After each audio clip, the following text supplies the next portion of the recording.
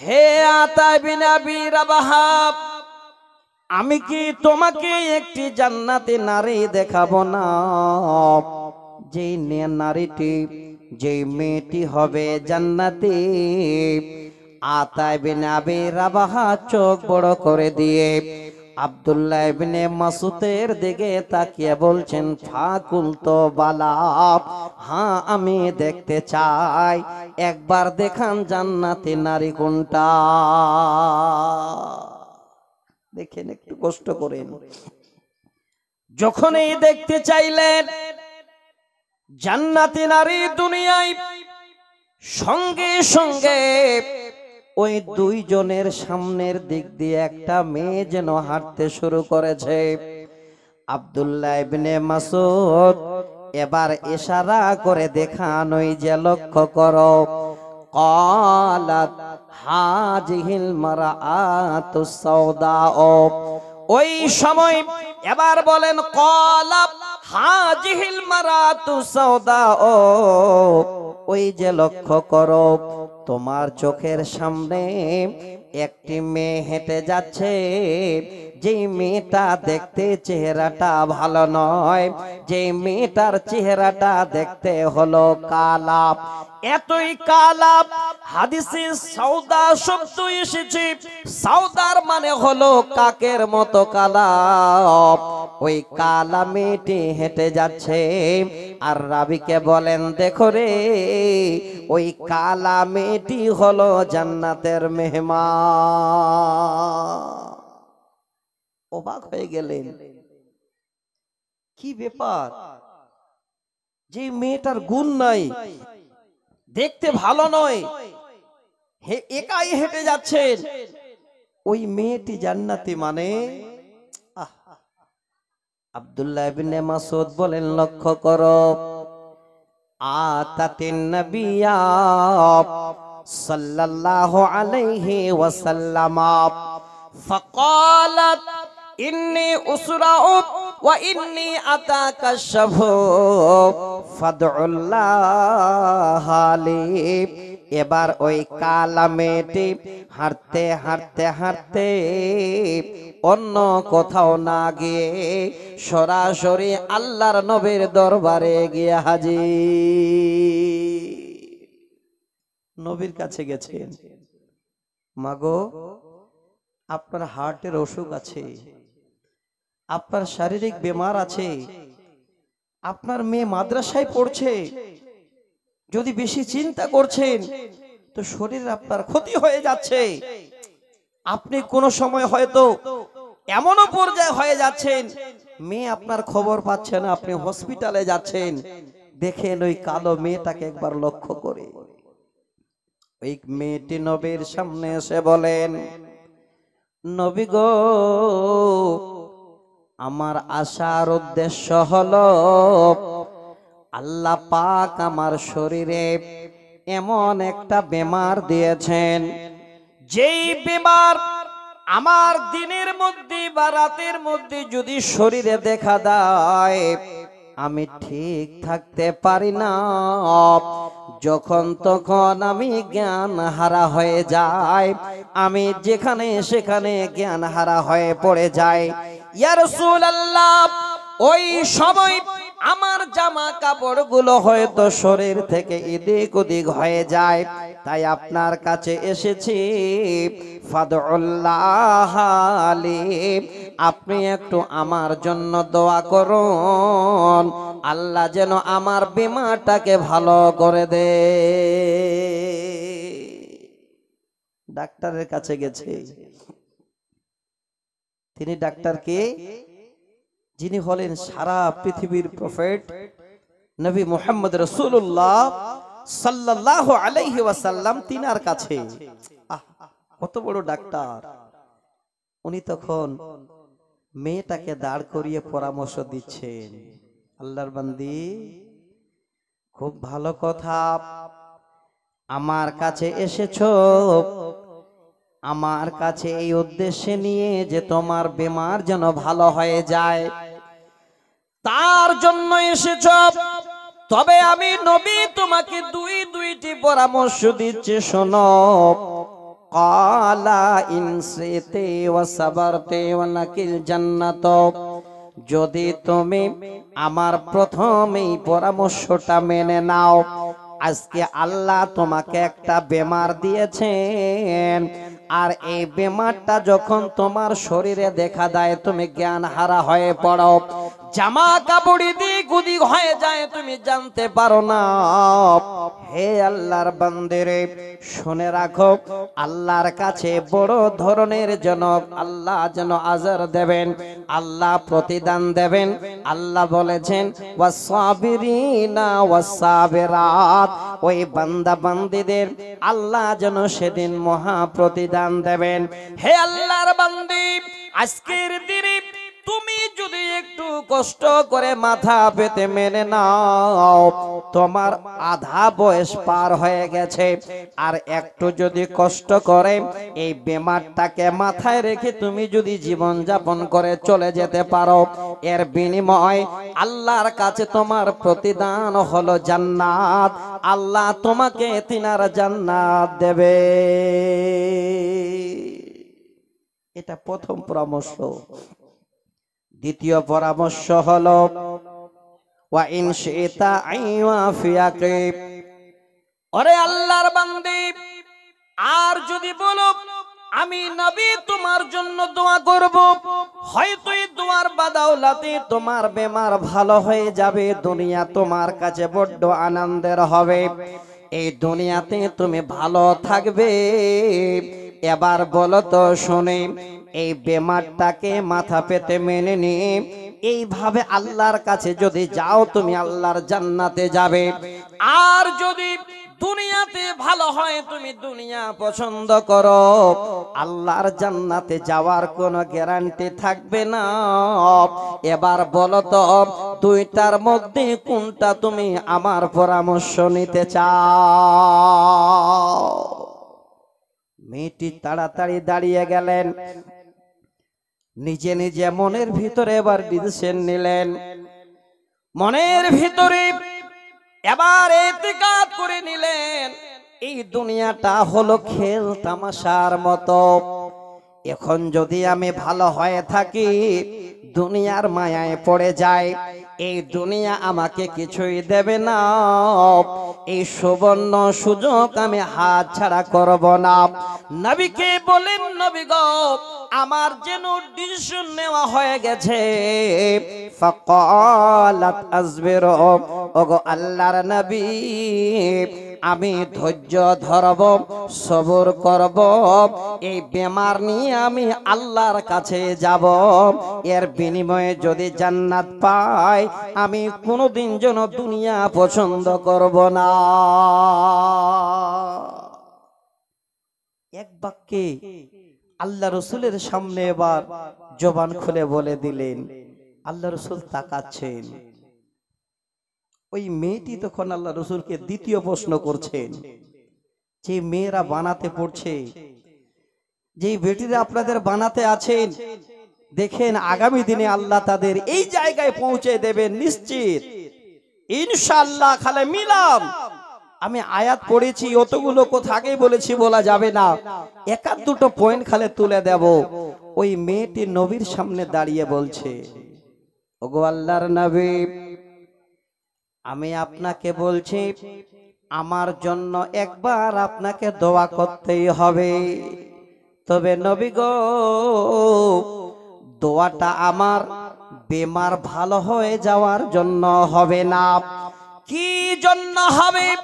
ওগো নবীজি, আজকে আমি একটা সাবালিকা নারী, আল্লাহ আমাকে সাবালিকা বানিয়ে দিয়েছেন, আমার চেহারাটা যদি দেখতে কালো, ওগো নবী গো, আমার শরীরে যে বেমার আছে, ওই বেমার যদি চলতে চলতে উঠে যায়, আর রাস্তায় যদি আমি পড়ে যাই, আর ওই সময় আমি জ্ঞান হারিয়ে ফেলি, আমার মুখ থেকে যদি কাপড় হটে যায়, আমার শরীর থেকে যদি কাপড় সরে যায়, যতগুলো লোকজন যাবে সবাই তারা আমার দিকে তাকাবে আর যাবে।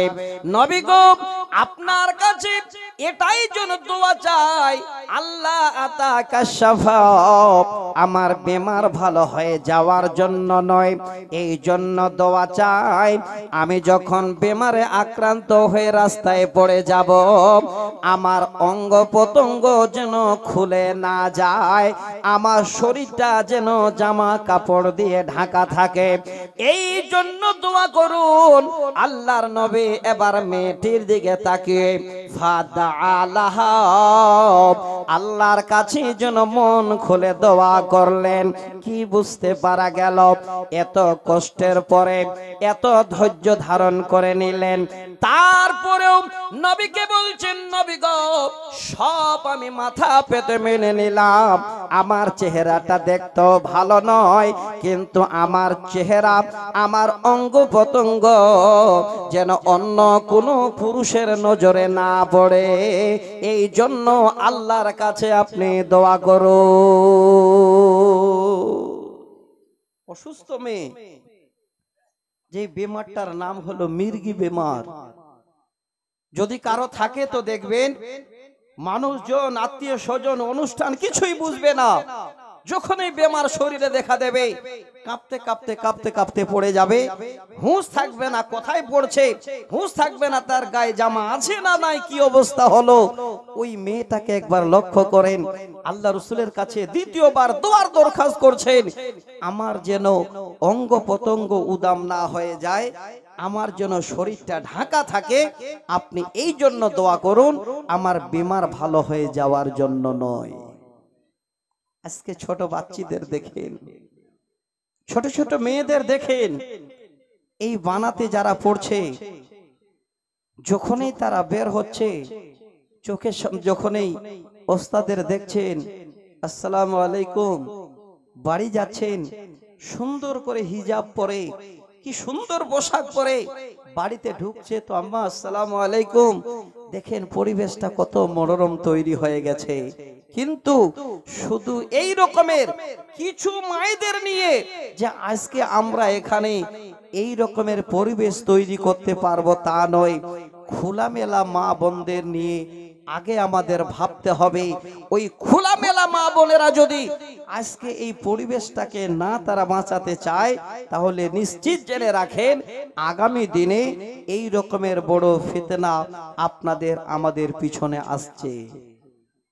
আমি শুরু করলাম কেবল, আজকে আপনারা এসে বসলেন আর আমিও শুরু করলাম, একটু ধৈর্য ধরেন, আমাকে আজকে একটু বলার সুযোগ দেন।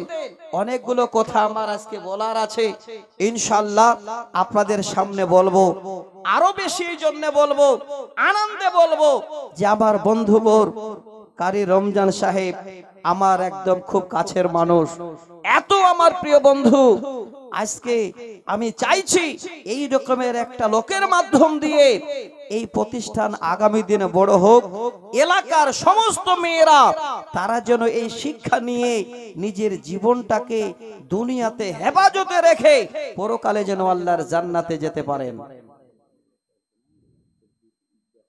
জানি, হ্যাঁ, একদম একদম একদম আমি তৈরি আছি। না রে বন্ধু, আমি দিচ্ছি, আমি আগেই দিয়ে দিতাম ওনাকে, আমি জানি তো ভাইয়ের সঙ্গে আমার মুলাকাত হয়েছে। যাক ভাই, আমরা তো আছি অনেক সময়ের জন্য, সারা রাত, ওনারা ব্যস্ত মানুষ, এটা আমরা সবাই জানি। তো আপনাদের নিশ্চয়ই ভালোবাসেন, তাই শত ব্যস্ততা ছেড়ে দিয়ে আজকে আপনাদের সামনে একটু কিছু কথা বলবেন, আপনাদের সঙ্গে মুলাকাত করতে এসেছেন আমাদের মেহমান। একটু 5টা মিনিট বা আরো যদি সময় নেন অসুবিধা নেই, আমি আছি, ওনারা একটু কথা বলবেন, দয়া করে কিছুটা সময় আপনারা ওনাদের পিছনে দিন। আলহামদুলিল্লাহ, দেন, এটাতে দেবেন, আচ্ছা দেন। अस्सलामु अलैकुम रहमतुल्लाहि व बरकातुहू। आज हम बहुत बड़ी खुशी और मुसर्रत के वक्त को बिता रहे हैं, और हमारी इस घड़ी बहुत ही इस नाहिए से भी पुरमुसर्रत और खुश आइंद है कि आज के इस स्टेज में हम जिस शख्सियत को देख रहे हैं, ये साबिक MLA अली इमरान रमज़ साहब है, जो हम लोग आप और सब कोई उनको जानते हैं, पहचानते हैं। ज्यादा वक्त ना लेते हुए मैं सिर्फ एक शेर के साथ मैं शेख को दावत दूंगा।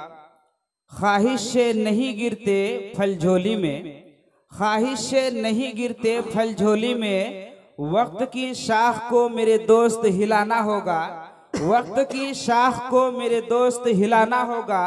कुछ नहीं होगा अंधेरों को बुरा कहने से, कुछ नहीं होगा अंधेरों को बुरा कहने से, अपने हिस्से का दिया खुद ही जलाना होगा। हमारे जनाब अली इमरान रम्ज इस हिस्से को जलाने के लिए हमारे सामने मौजूद है। ये हिस्सा जलाना एक ही इंसान के लिए काफ़ी नहीं है, बल्कि उनके पीछे हमारी मेहनत की भी ज़रूरत है, हमारी लगन की भी ज़रूरत है, हमारी मोहब्बत की भी ज़रूरत है और बहुत सारे ताउन की भी ज़रूरत है। मैं अब आपके सामने बहुत ही कीमती नसीहाना, फसीहाना, बलीगाना और कुछ नसीहाना अल्फाज आपको आपके साबिक एमएलए बताएंगे। आप हजरात जो भी जहां खड़े हैं एकदम मिलजुल कर बैठे और बगौर समात फरमाएं।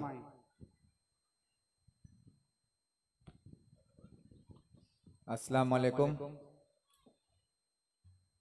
सबसे पहले मैं आज के इस जलसा कमेटी के तमाम कारकुनों का शुक्रिया अदा करता हूं। हमारे उलमा साहब बहुत ही बेहतरीन अंदाज में तकरीर रख रहे थे, उनको बीच में रोक दिया गया।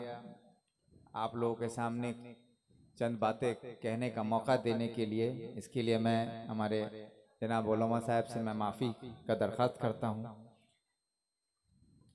जलसे में हम लोग आते हैं उलमाओं की तकरीर सुनने और दीन और हदीस की बातों को, उनकी गहराइयों को समझने के लिए। लेकिन मैं भी इस्लाम से ताल्लुकात रखता हूँ। कुरान शरीफ मैंने भी पढ़ी है। कुरान शरीफ की जो पहली आयत है इकरा, इकरा के मायने है पढ़, इकरा के मायने है पढ़। लेकिन अगर हम ये देखें कि इस्लाम की जो सबसे मुक़द्दस किताब है कुरान शरीफ, जिसकी पहली आयत इकरा है और इकरा के मायने है पढ़, वो पढ़ने की हिदायत करती है कि हम जो इस्लाम के मानने वाले हैं, हमको पढ़ने के लिए कुरान शरीफ की पहली आयत में ही कहा गया है।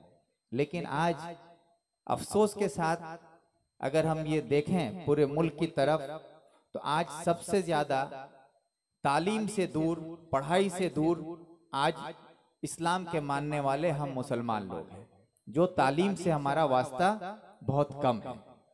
जितनी हमारी तादाद या आबादी है उसके मुकाबले हम तालीम से कम वास्ता रखते हैं। और इस दूरी को कम करने के लिए आज जो यहाँ गोदा सिवल में जो बच्चों के लिए जो मदरसा के नाम पर ये जलसा किया जा रहा है, हमारे बच्चियों को, हमारे बच्चों को जो दीनी तालीम देने का काम हमारे उलमा हमारे यहाँ जो कर रहे हैं, ये बहुत ही पाक और मुक़द्दस काम को अंजाम देने की कोशिश कर रहे हैं। और हम सब खुशनसीब हैं जो उसका एक हिस्सा बनने का मौका हम लोगों को मिला इस जलसे के जरिए। इसलिए मेरी ये आप सबसे ये दरख्वास्त है कि हम सब अपने बच्चों को दीनी तालीम के साथ साथ दुनियावी तालीम से जोड़ने की हमें ज़रूरत है। दीनी तालीम इसलिए ज़रूरी है कि अगर हमारे बच्चे हमारे दीन और इस्लाम को जानेंगे तो उनसे कोई गलत काम कोई करा नहीं सकेगा। दीन और हदीस के नाम पर उनको वलगला नहीं सकेगा। और बच्चे अगर दीन की तालीम हो तो दुनियावी तालीम में भी उनको कामयाबी हासिल होगी। ये भी इंशाअल्लाह हम लोग उम्मीद करते हैं। और इसके साथ मुझे एक बात मैं हर जलसे में रखता हूँ कि हम लोग इस्लाम के मानने वाले हैं। मुक़द्दस कुरान ने हमें हराम और हलाल की जो है में जो क्या फ़र्क है उसके बारे में भी हमको बताया है। इस्लाम ही एक ऐसी मुक़द्दस किताब कुरान शरीफ है जिसमें कि हराम और हलाल का जो फ़र्क है वो बताया जाता है। और हम लोगों को इसके लिए कोशिश करनी चाहिए कि हम हराम की किसी भी तरह की चीज़ों से या कोई हरकतों से दूर रहें। मैं एक चीज का सिर्फ मिसाल देना चाहता हूं, क्योंकि मैं इलाके में घूमता हूं, अपने नौजवान साथियों से, भाइयों से मिलता हूं, तो बहुत ही अफसोस होता है।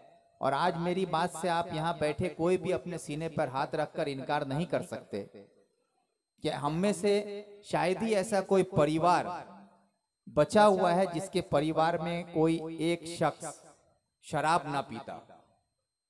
चाहे हम बाप पीता है, या तो बेटा पीता है, या तो भाई पीता है, या तो भतीजा पीता है, या तो चचा पीता है, कोई ना कोई आज इस शराब की लत में मुब्तला है। और हम अपनी बच्चियों को जब इस मदरसे में तालीम के लिए भेजते हैं, हमारी बच्ची यहाँ पर दीन और इस्लाम की बातें सीखती हैं, और कल यहाँ से हाफिज कुरान होकर जब वो फारिग होंगी, और उस बच्ची का बाप अगर शराबी होगा, उस बच्ची का भाई अगर शराबी होगा, उस बच्ची का चाचा शराबी होगा, उस बच्ची का और कोई रिश्तेदार शराबी होगा, तो वे सोचिए कि उस बच्ची को जिसको हम लोगों ने यहाँ तालीम दी है, जो तरबियत दी है, जो हमारे उलमाओं ने उनको जो सीख दी है, वो बच्ची जब साथ तालीम याफ्ता होकर समाज में लौटेगी, कल उसकी शादी होगी, तो हमारे इसी समाज में उसकी शादी होगी। और जिस घर में वो जाएगी, उस घर में अगर कोई शराबी हो तो उसके साथ क्या बीतेगी उस वक्त। और उस घर में उस बच्ची को जो दीन इस्लाम की तरबियत दी गई है, उस बच्ची के साथ भी जुल्म होगा। और कहीं ना कहीं हम शराब एक ऐसी लत है जो हम लोग अक्सर अपने उलमाओं को कहते हुए सुनते हैं कि क़यामत नजदीक आ रहा है। क़यामत के नजदीक आने का जो आसार है ना, उसकी शुरुआत कई तरीके से होगी। उसमें एक शराब की लत भी है। जो शराब हमको हराम हलाल की तमीज से दूर कर रही है, माँ बेटी और बीवी में क्या फर्क है उससे भी हमको दूर कर रही है। हम माँ और बेटी और बीवी में फर्क करना भूल जाएंगे, हमारी हालत जानवरों जैसी हो जाएगी। और ये अलामत जो है, ये क़यामत की तरफ ले जाने का एक शुरुआत होता है। इसलिए मैं इलाके को घूम रहा हूं और मैं अफसोस के साथ कहता हूं कि मैं एक सियासी रहबर होने के साथ साथ इसी समाज में आपके बीच में पला बड़ा आप ही में से एक हूं। और जब मैं देखता हूं कि हमारा भाई, हमारा भतीजा, हमारा नौजवान समाज आज शराब में मुब्तला होकर अपनी जिंदगी को बर्बाद करने के साथ साथ इस समाज को, अपने घर को, अपने परिवार को, सब कुछ बर्बाद हो रहा है, तो इसको रोकने की कोशिश मैं करता हूं। लेकिन मैं जिस मंच पे खड़ा होकर बोलता हूं वहां शायद ये बोलने की का जगह नहीं, लेकिन इस मंच पे मुझे ये यकीन है कि यहाँ पर हम सब इस्लाम के मानने वाले लोग हैं। और हमारे उलमा जो हमें दीन इस्लाम की हिदायत करते हैं, हज़रत सल्लल्लाहु अलैहि वसल्लम की बात करते हैं, सुन्नत रसूल की बात करते हैं, तो यहाँ पे हम सब इस्लाम के मानने वाले हैं, सुन्नत रसूल को मानकर चलने के लिए तैयार हैं। तो अगर यहाँ पर इस मंच में आज हम अहद करें कि आज ही हम तौबा करेंगे अपनी तमाम बुराइयों से, और कल से हम इन बुराइयों से हमारा कोई नाता नहीं रहेगा, तो यकीन मानिए ये जलसा कामयाब रहेगा, ये जलसा कामयाब रहेगा इंशाल्लाह। और ये कहना चाहूंगा एक शेर के साथ कि सोचा कि ये कर लेंगे तौबा एक दिन, सोचा कि कर लेंगे तौबा एक दिन, तौबा रह गई और हम चले गए। ऐसा नहीं हो कि तौबा हम कर ही नहीं पाए और हम रुखसत हो जाए। इसलिए आप सबसे मेरा ये अपील है, इस बात पर गौर कीजिएगा। और शायद थोड़ा वक्त ज्यादा ले लिया, उसके लिए मैं माफी चाहता हूँ। आप सबका शुक्रिया अदा करते हुए ये अपनी बात यहाँ खत्म करता हूँ। अस्सलाम वालेकुम। अल्हम्दुलिल्लाह, अल्हम्दुलिल्लाह, बहुत बहुत शुक्रिया। माशाल्लाह, बहुत ही कीमती और बहुत ही नसीहाना अंदाज में आपको इस्लाम की बातें बताई हैं। वक्त की किल्लत है, वरना हम बहुत कुछ आपसे सीख सकते हैं और बहुत ही कलिमात आपको जो बताए हैं। अल्लाह ताला से दुआ है कि अल्लाह ताला हमें उन चीज़ों से और उन नापाक चीज़ों से दूर रखे। आमीन। अस्सलामु अलैकुम। ভাই সকল, আমার এমএলএ ভাই যে কথাগুলো বললেন, তিনজন বক্তার বক্তব্য উনি কয়েক মিনিটে কিন্তু করে দিলেন। আসলে মেন যেটা আমাদের খারাপই উনি ঠিক তুলে ধরেছেন। আল্লাহ দিয়েছেন ওনার দ্বারাই যেন আমাদের এই সমস্ত দিনই কাজগুলো হয়। পড়ুন আল্লাহুম্মা আমিন। আচ্ছা ভাই, জায়গা কিন্তু অনেক ফাঁকা আছে, আপনারা চারিদিকে যেভাবে দাঁড়িয়ে আছেন মনে হচ্ছে যে একটু বসলে ভালো হতো। আর যদি বলেন যে না দাঁড়িয়ে শুনবো, তাহলে কিন্তু আমি কাউকে আঘাত দেব না, কষ্ট দেব না, কোনো দুঃখেরও কথা বলবো না। দাঁড়িয়ে শোনেন, যদি আপনার কষ্ট হয় তাহলে বসে যান। যাক আলহামদুলিল্লাহ। তবে বেশিরভাগই একটা আদব যদি আপনারা মানেন কোরআন হাদিসের, তাহলে যথেষ্ট ভালো হয়। কোরআন হাদিস যদি বসে বসে শোনেন, তাহলে আমার মনে হয় সেটাই শোনা বেশি আমাদের ভালো হবে। একটু বসে যান ভাই।